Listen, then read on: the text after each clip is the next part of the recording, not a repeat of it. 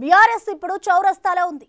వెంటాడుతున్న వరుస కేసులు, కవిత తిరుగుబాటు వ్యవహారంతో సతమతమవుతున్న నేపథ్యంలో తాజాగా నేతలంతా ఎవరి దారి వారు చూసుకుంటున్నారన్న ప్రచారానికి గువ్వల బాలరాజు రాజీనామా ఎపిసోడ్ బలం పెంచింది. బీజేపీలో బీఆర్ఎస్ విలీనం అవుతుందన్న చర్చ జోరుగా సాగుతున్న వేళ ఇలా కారు దిగే వారి సంఖ్య పెరుగుతుండటంతో త్వరలో ఏం జరుగుతుందన్న చర్చ జరుగుతోంది. ఇంతకీ గువ్వల బాలరాజు ఎపిసోడ్లో ఏం జరిగింది? నాకు చిన్నప్పటి నుండి ఎమ్మెల్యే కావాలని కోరిక. నన్ను ఎవరు కొనుగోలు చేసే ప్రయత్నం చేయలేదు. ఆ స్థలానికి వెళ్ళి వాళ్ళు ఏం మాట్లాడతారో, ఎవరెవరు వస్తారో చూసి రండి, వచ్చి సమాచారాన్ని నాకు ఇవ్వండి అంటే మాత్రం కేసీఆర్ గారు నన్ను అక్కడికి పంపించారు. కాబట్టి స్వయంగా నేనే డ్రైవ్ చేస్తూ ఇద్దరు ఎమ్మెల్యేలు నాతో పాటు తీసుకొని పోవడం జరిగింది. ఆ ఇద్దరు ఎమ్మెల్యేలు ఏం మాట్లాడాలి, ఎవరు వస్తున్నారు అనేది కేసీఆర్ గారికి వారికి మాత్రమే తెలుసు. రైట్.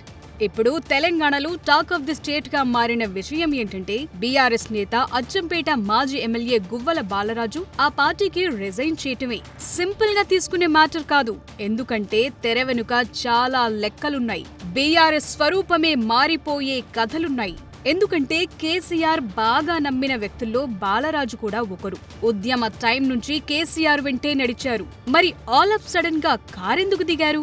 అది కూడా ఇప్పుడే ఎందుకు జరిగింది? ఎలక్షన్లు కూడా లేవు. సరే, అసలు సీక్రెట్స్ ఏంటో రివీల్ చేద్దాం. గువ్వల బాలరాజు బీఆర్ఎస్ పార్టీకి రాజీనామా చేయటం ఒక భారీ కుదుపుకు సిగ్నల్ గా కనిపిస్తోంది. బీఆర్ఎస్ పార్టీలో ఏదో జరుగుతోంది అనడానికి ఇదొక ఉదాహరణగా మారుతోంది. ఎందుకంటే రాష్ట్రంలో పొలిటికల్ యాక్టివిటీ ఇంకా పెరక్కముందే ఇలా పార్టీకి కేసీఆర్ కు నమ్మిన వ్యక్తిగా ఉన్న గువ్వల బాలరాజు పార్టీకి రిజైన్ చేయటం అంటే ఏదో కొత్త ఆపరేషన్ స్కెచ్ నడుస్తోందా అన్నది కూడా చర్చకు వస్తోంది. ఇది ఒక్క గువ్వలకే పరిమితం కాదంటున్నారు. బీఆర్ఎస్ నుంచి ఇంకా చాలా మంది పార్టీ వీడేలా ఎవరికి వారే ప్లాన్లు చేసుకుంటున్నారని తెలుస్తోంది. నిజానికి బీఆర్ఎస్ పార్టీలో అంతర్గతంగా చాలా వ్యవహారాలు నడుస్తున్నాయి. అదే సమయంలో గత 10 ఏళ్ల పాలనలో జరిగిన అవకతవకలపై రిపోర్టులు, దర్యాప్తులు, అరెస్టులు ఇవన్నీ జరుగుతున్నాయి. కరెంటు ఒప్పందాలు, కాళేశ్వరంలో అక్రమాలు, ఫోన్ ట్యాపింగ్, గొర్రెల స్కీమ్, ఫార్ములా ఈ రేసింగ్ ఇవన్నీ వరుసగా ఒక్కొక్కరిని ఉక్కిరి బిక్కిరి చేస్తున్నాయి. ఈ సమయంలో ఈ పార్టీలో ఉంటే ఇక చివరికి మిగిలేది కేసులే అని చాలా మంది అనుకుంటున్నారా అంటే అవునన్న సమాధానమే వస్తుంది. అందుకే ఎవరి దారి వారు చూసుకునే ప్రయత్నాల్లో ఉన్నారంటున్నారు. గువ్వల బాలరాజు పార్టీ మారాలనుకోవటం ప్రస్తుతానికైతే బీఆర్ఎస్ లీడర్షిప్ కు షాకింగే. ఎందుకంటే ఇది ఒక్కరితో ఆగిపోదు అనుకుంటున్నారు. ఇప్పటికే చాలా మంది బీఆర్ఎస్ మాజీ ఎమ్మెల్యేలు బీజేపీ సంస్థాగత ప్రధాన కార్యదర్శి బిఎల్ సంతోష్ తో టచ్ లోకి వెళ్లినట్టు చెప్తున్నారు. అలా టచ్ లోకి వెళ్లిన వారు ఏదో ఒక టైం చూసుకుని జంప్ కొడతారంటున్నారు. అయితే ఈ పరిస్థితి రావటానికి కారణం గత కొన్నాళ్లుగా బీజేపీలో బీఆర్ఎస్ విలీనం అవుతుందన్న ప్రచారం జోరందుకుంది. కేసులు, వ్యవహారాలు తలనొప్పులెందుకు, పార్టీని మొత్తం కలిపేస్తే ఎలా ఉంటుందన్న చర్చ గులాబీ పార్టీలో గ్రౌండ్ లెవెల్ నుంచి జరుగుతోంది. పైగా కేసీఆర్ కు కవిత రాసిన లేఖలో ఈ విలీనం ప్రతిపాదనలను వ్యతిరేకించానని రాయటం బలం చేకూర్చినట్లయింది. పార్టీని బీజేపీలో విలీనం చేయటానికి ప్రయత్నిస్తే తాను వారించానని చెప్పటంతో ఈ సబ్జెక్ట్ డెప్త్ పెరిగింది. ఇప్పుడు గువ్వల బాలరాజు ఎపిసోడ్ దగ్గరకొద్దాం. ఈ రాజీనామా కేవలం వ్యక్తిగత నిర్ణయం కాకుండా పార్టీలో ఉన్న అసంతృప్తి, అస్తవ్యస్తతకు సిగ్నల్ గా కనిపిస్తోంది. కేసీఆర్ ఫామ్ హౌస్ కు పరిమితం కావటం, కేటీఆర్ నాయకత్వంపై అసంతృప్తి, రోజు కవిత ఆరోపణలు ఇవన్నీ నేతలు తలో దారి చూసుకునేందుకు కారణాలుగా ఉంటున్నాయి. తాజా రిజైన్ తో బీఆర్ఎస్ గ్రౌండ్ లెవెల్ క్యాడర్ లో గందరగోళం నెలకొంది. ఉద్యమం కోసం వచ్చినాం. తెలంగాణ రాష్ట్ర సాధనలో ఎంతో కొంత మా పాత్ర పోషించమనే సంతృప్తి మాకుంది. కాబట్టి కేసీఆర్ గారి నాయకత్వంలో పనిచేయడం జరిగింది. భవిష్యత్తులో ఏం చేయాలనే దానిపైన ఒక ఆలోచన చేస్తున్నటువంటి తరుణంలో నాకు వచ్చిన ఆలోచన కొంత రాజకీయాలు రాష్ట్ర వైపే కాకుండా జాతీయ స్థాయిలో కూడా పొలిటికల్ సిస్టమ్ అర్థం చేసుకొని వెళ్ళినట్టయితేనే పేదల అభ్యున్నతి జరుగుతుంది అనే ఆలోచన నాకు కలిగింది. కాబట్టి ఈ నిర్ణయం తీసుకొని పోతున్నా తప్ప ఎవరి వల్ల నాకు ఇబ్బంది జరగలేదు. ఎవరు నన్ను ఇబ్బంది పెడతారనే భయం కూడా నాకు. వీటికి తోడు అక్టోబర్ 26, 2022న జరిగిన మోయినాబాద్ ఫామ్ హౌస్ ఘటన తెలంగాణలో అప్పట్లో పెను సంచలనంగా మారింది. అప్పుడు బీజేపీ నేతలు బీఆర్ఎస్ ఎమ్మెల్యేలను కొనుగోలు చేసే ప్రయత్నాలు చేశారన్న ఆరోపణలొచ్చాయి. ఈ కేసు ఎన్ఫోర్స్మెంట్ డైరెక్టరేట్ చేతికి వెళ్లటంతో పైలట్ రోహిత్ రెడ్డితో పాటు ఇతర నేతలు కూడా ఒత్తిడిలో ఉన్నారంటున్నారు. అప్పుడు ఫామ్ హౌస్ లో పైలట్ రోహిత్ రెడ్డి, గువ్వల బాలరాజు, బీరం హర్షవర్ధన్ రెడ్డి ఉన్నారు. వీరంతా ఇప్పుడు మాజీలయ్యారు. అయితే ఆనాడు కేసీఆర్ తనను ఫామ్ హౌస్ లో ఏం జరుగుతుందో చూసి రావాలని పంపారని తాజాగా గువ్వల బాలరాజు చెప్పుకొచ్చారు. ఆ స్థలానికి వెళ్ళి వాళ్ళు ఏం మాట్లాడతారో, ఎవరెవరు వస్తారో చూసి రండి, వచ్చి సమాచారాన్ని నాకు ఇవ్వండి అంటే మాత్రం నేను వెళ్ళడం జరిగింది. కానీ అవన్నీ కూడా రికార్డెడ్గా బయట మనం చూడడం జరిగింది. ఇవన్నీ దీని వెనుక ఎవరున్నారు, ఏం జరిగింది, ఎవరు కుట్రదారులు, ఎవరు అమ్ముడు పోవడానికి, ఎవరు కొనుగోలు చేయడానికి సిద్ధపడ్డారు అనేది మాత్రం నాకైతే స్పష్టంగా తెలియదు. ఆ మేరకు మాత్రమే నా పైన విశ్వాసాన్ని ఉంచి కేసీఆర్ గారు నన్ను అక్కడికి పంపించారు కాబట్టి స్వయంగా నేనే డ్రైవ్ చేస్తూ 2 ఎమ్మెల్యేలను నాతో పాటు తీసుకొని పోవడం జరిగింది.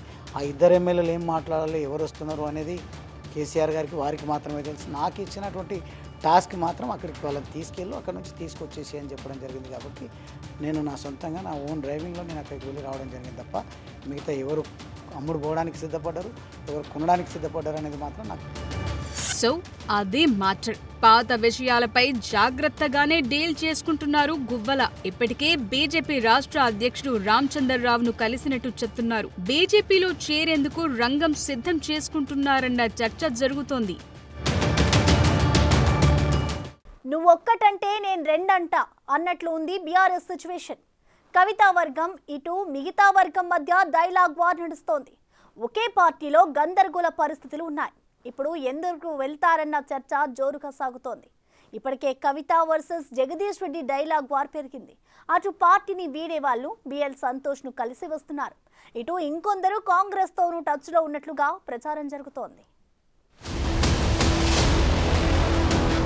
బీఆర్ఎస్ లో పరిస్థితులు చూస్తుంటే ఏవంత బాగాలేవు. కవిత రోజు రోజుకు టోన్ పెంచుతూనే ఉన్నారు. అలాగని సస్పెండ్ చేయలేరు. ఇంకోవైపు చూస్తుంటే డ్యామేజ్ చాలా జరుగుతోంది. ఆ తర్వాత డ్యామేజ్ కంట్రోల్ కూడా చాలా కష్టమే అంటున్నారు. తనపై కొందరు అనుచిత వ్యాఖ్యలు చేస్తే రాష్ట్ర ప్రజలందరూ స్పందించారని, అయితే బీఆర్ఎస్ నుంచి ఎవరు స్పందించలేదని ఆ పార్టీ ఎమ్మెల్సీ, తెలంగాణ జాగృతి అధ్యక్షురాలు కవిత ఇటీవలే కామెంట్ చేశారు. తనపై పార్టీ పెద్ద నేత ఒకరు కుట్రలు చేస్తున్నారనటం చూస్తుంటే వార్ నెక్స్ట్ లెవెల్ కు వెళ్లినట్టే కనిపిస్తోంది. బీఆర్ఎస్ లో ఓ లెల్లిపుట్ నాయకుడు ఉన్నాడని, తనపై ఆయన ఇష్టమొచ్చినట్టు వ్యాఖ్యలు చేస్తే ఊరుకునేది లేదని పరోక్షంగా మాజీ మంత్రి జగదీష్ రెడ్డికి వార్నింగ్ ఇచ్చారు. బీజేపీతో బీఆర్ఎస్ పొత్తుకు సంబంధించి బీజేపీ ఎంపీ సీఎం రమేష్ వ్యాఖ్యలు ఎందుకు చేశారు తనకు తెలియదని కవిత అన్నారు. ఒక లిల్లీపుట్ నాయకుడు నల్గొండలో బీఆర్ఎస్ పార్టీ నాశనం చేసిన ఒక లిల్లీపుట్ నాయకుడు ఆమెవరు ఈమెవరు అని మా గురించి మాట్లాడుతూ ఉన్నారంటే మరి ఆయనకు ప్రోత్సాహం ఇస్తున్నది ఎవరో కూడా ప్రజలు ఆలోచించుకో. ఇవాళ నల్గొండ జిల్లాలో ఒక సీటు కూడా రాలే. ఆయన సీటు సావు తప్పి కన్నులొట్టబోయిన చందంగా చివరి నిమిషంలో అనుకోకుండా గెలిచినటువంటి సీటు. ఎన్నడూ ప్రజా ఉద్యమాలు చేయలే. కేసీఆర్ గారు లేకపోతే మరి నువ్వెవరు? అటు ఈ కామెంట్స్ పై జగదీష్ రెడ్డి కూడా రియాక్ట్ అయ్యారు. ఉమ్మడి నల్గొండలో తాను చేసిన ఉద్యమాలు అందరికీ తెలుసన్నారు. ఆయనేమన్నారు ఓసారి చూడండి. కేసీఆర్ శత్రువుల చేతుల్లో వాళ్ళు మాట్లాడుతున్న ఆయుధాలని, వాళ్ళు మాట్లాడుతున్న మాటల్ని తాను తీసుకుంటున్నందుకు, తను వల్లవేస్తున్నందుకు, అవి వాడుతున్నందుకు నేను అందుకు సానుభూతి తెలియజేస్తున్నాను. నల్లగొండ జిల్లాకు సంబంధించి 25 సంవత్సరాల కాలంలో జరిగిన ఉద్యమాలన్నిటికీ, వచ్చిన విజయాలన్నిటికీ నాదే బాధ్యత, నేనే కారకుడిని అని కనుక వారు భావిస్తే ఈసారి జరిగిన ఓటమికి కూడా నేనే బాధ్యత వహిస్తా. నాకేం భయం లేదు. తప్పకుండా గెలుపు మాత్రమే నాది, ఓటమి నాది కాదని పాల్పోయేవాడిని కాదని. సో ఈ ఒక్క ఎగ్జాంపుల్ చాలా బీఆర్ఎస్ లో పరిస్థితి ఎలా ఉందో అర్థం చేసుకునేందుకు. సో ఇలాంటి కన్ఫ్యూజన్, ఆధిపత్య పోరాటాలు, వర్గ విభేదాల మధ్య ఉండటం ఎందుకనుకున్నారో ఏమో గాని గువ్వల మాత్రం కార్ దిగేశారు. అది కూడా కేసీఆర్ పై కాళేశ్వరం రిపోర్ట్ ఇచ్చిన టైంలోనే గుడ్ బై కొట్టడంతో టైమింగ్ కీలకంగా మారింది. ఉమ్మడి మహబూబ్ నగర్ జిల్లాకు చెందిన మరింత మంది మాజీ ఎమ్మెల్యేలు, ఇతర ముఖ్య నేతలు కూడా గువ్వల బాటలోనే రిజైన్ కు రెడీ అవుతున్నట్లు తెలిసింది. ఇప్పటికీ కొందరు మహబూబ్ నగర్ ఎంపీ డీకే అరుణతో టచ్ లో ఉన్నట్లు ప్రచారం జరుగుతోంది. ఈ క్రమంలోనే ఇద్దరు బీఆర్ఎస్ మాజీ ఎమ్మెల్యేలు ఇటీవల బీజేపీ సంస్థాగత ప్రధాన కార్యదర్శి బిఎల్ సంతోష్ ను కలిసినట్టు చెప్తున్నారు. ఉమ్మడి మహబూబ్ నగర్, మెదక్, రంగారెడ్డి జిల్లాలకు చెందిన 10 నుంచి 12 మంది మాజీ ఎమ్మెల్యేలు బీఆర్ఎస్ కు రాజీనామా చేసి బీజేపీలో చేరతారనే ప్రచారం జోరుగా సాగుతోంది. అయితే కొందరి రాకను బీజేపీ నేతలు వ్యతిరేకిస్తున్నట్లుగా కూడా ప్రచారం జరుగుతోంది. ఎందుకంటే వారిపై రకరకాల కేసులు ఉండటమే అంటున్నారు. అయితే రాజకీయాల్లో ఒక్క కేసు కూడా లేని నేతలుంటారా? ఇంకొందరు కాంగ్రెస్ వైపు చూస్తున్నారంటున్నారు. గత అసెంబ్లీ ఎన్నికల్లో 39 సీట్లకే పరిమితమైన బీఆర్ఎస్ పార్లమెంట్ ఎన్నికల్లో ఒక్క సీటు గెలవలేకపోయింది. దీంతో 10 మంది బీఆర్ఎస్ ఎమ్మెల్యేలు కార్ దిగి కాంగ్రెస్ లోకొచ్చారు. ఆ తరువాత కేసీఆర్ వరుసగా ఫామ్ హౌస్ కే పరిమితమవటంతో బీఆర్ఎస్ శిబిరం డీలా పడింది. అటు ఇప్పటికే చాలా మంది పార్టీ కార్యక్రమాలకు దూరంగా ఉంటున్నారు. త్వరలోనే స్థానిక సంస్థల ఎన్నికలు జరగనున్నాయి. సో బీజేపీ నుంచి పిలుపు వస్తుండటంతో చాలా మంది కమలం పార్టీ వైపు చూస్తున్నట్లుగా అంచనా వేస్తున్నారు. సో ఆపరేషన్ లోటస్ ఎంత సక్సెస్ అవుతుందో చూడాలి. అదే సమయంలో ఫామ్ హౌస్ కేసులో బాలరాజు మున్ముందు ఏవైనా సంచలన విషయాలు బయటపెడతారా అన్నది కూడా కీలకంగా మారుతోంది.